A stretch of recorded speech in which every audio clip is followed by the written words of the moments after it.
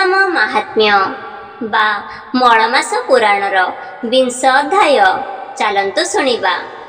श्रीकृष्ण उवाच अधिमासर द्वादशीरे पूर्णिमा व्यतिपात थरे किंचित दान महापुण्य समस्त यज्ञ फल घेन 30 गोटी पिठा करी कांस्य पात्र रे ताहा भरी शक्ति रे दक्षिण प्रदान नूतन वस्त्र घोड़ाईन पादुका 2 गोटी देई बोलिबे विप्र घेन एहि एहा कहीण स्तुति करी जे प्रभु कीटु ब्रह्मे पुरी जे प्रभु निजे चक्रधर करुड़ बाहन जाहार से विष्णु रूपी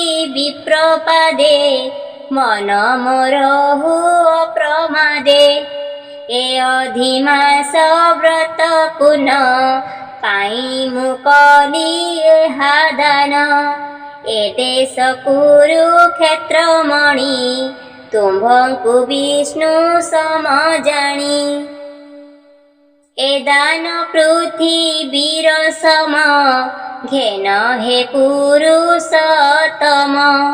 बाह्य भीतर पापनाश जाई बढ़न्तु मोर वंश तापाई अर्घ्य प्रदानिली ग्रहण कर सूर्य बोली प्रार्थना करी पुरस्तमे पिहिब साष्टांग प्रणामे वामने त्रिभुवन क्रमी बळी की चापी थिल स्वामी जे प्रभु सर्वर शरण से मते हुअन्तु कारण ए विधि पूजा जे दियई पुरुषोत्तमे भक्ति थाई ता पुण्य फल नाही जना ब्रह्मा शंकर हंती बणा अपूजा देव एहि मासे पूजन्ति विशेषर आसे भोविप्र तुलसी अर्चना करी बसन्ति स्वर्ग जन पूर्वे मासे स्नान फले अप्सरा रूप कुल भिले कुबेर प्रियवती हेले तापरे इंद्र लोके थिले सरगु आसी मत्य दिने कुरुक्षेत्र रे थिला मने सेठारे जाई फूल तोड़ी बाड़ी गुंथिण करी माणी चिंतिला स्वामी गले देवी सौभाग्य संपद लभिबी एकाले दुर्वासा आइले देखी सखी हे पड़ाइले केवल विलासिनी थिला से माला ऋषि गले देला ता देखी ऋषि कोप होई विलासिनी को साप देई तु भोग पिशाची विग्रह धरिण चारि जुगरह ता शुणी विलासिनी कांदी मुनिंक पाद जुग बंदी अज्ञाने कली एहा मोहि क्षमा करन्तु तपिसाई मुनि बोइले मो वचन आनन हेब बाळे घन 4000 जुग परे नारी कुमार 2 परे अधिमासरे आसी रही करिब नाना तपस्येह सेहि काଳରେ महाक्षुधा पीड़िते बुलिबु बसुधा दैव जोगरे तहि भेट ହୋଇବ ତା ସଙ୍ଗେ ପ୍ରକଟ। ତାହାଙ୍କୁ ଦେଖି ତୁମ୍ଭେ ଦୁଃଖ ପ୍ରକାଶୀ ହୋଇବ ବିମୁଖ। ବେଲିବ ନିତ୍ୟ ମୃତ୍ୟୁ ଭଲ, ପିଶାଚି ତନୁ ବଡ଼ ଅସଲ। ଉଦ୍ଧାର ପଥ ନାହିଁ ମୋର, କିପରି ଏନ୍ଥୁ ହେବି ପାର। ତାପସୀ ଶୁଣି ଦୟା ବହି, ଅଧିମାସର ଫଳ କହି। ଶୁଣି ତୁ ପିଶାଚି ଶରୀର, ଛାଡ଼ି ଚଳିବୁ ସ୍ୱର୍ଗପୁର। ଶ୍ରୀକୃଷ୍ଣ ଉବାଚ କହିଲି ତଥ୍ୟ ପ୍ରିୟେ ଶୁଣ, ଏ ମାସ ସମ ନାହିଁ ଆନ।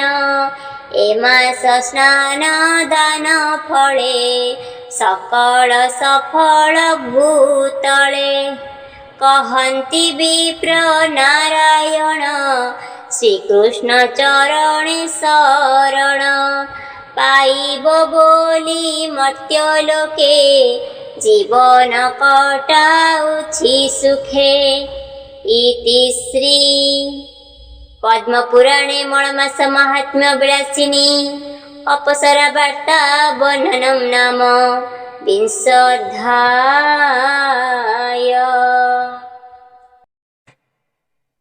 एकविंश अध्याय।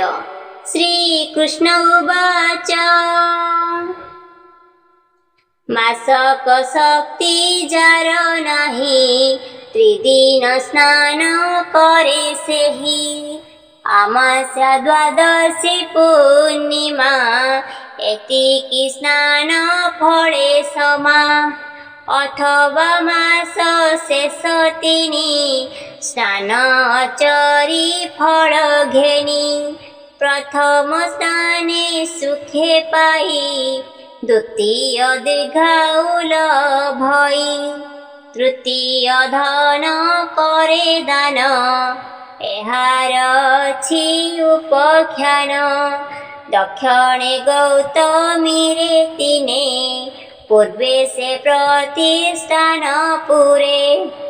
पंडित मंडित नगरे, धर्म शर्मा जे बास करे।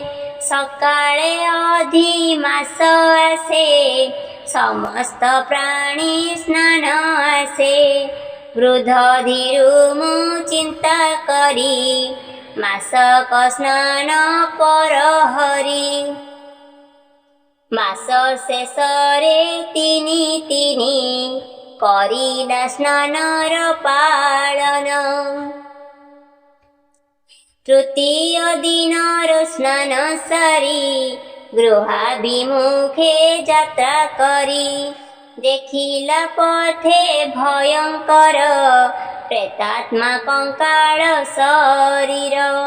रक्ताक्षति कुशधर, धावई हाहार बाकुळ।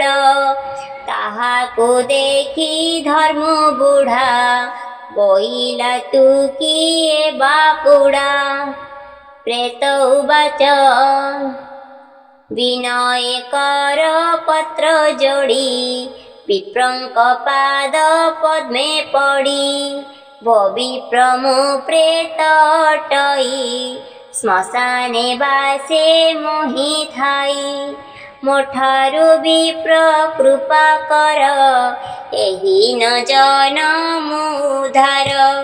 शुणी ब्राह्मण दया बही, प्रेतकु पुणी विचारई। विप्र उवाच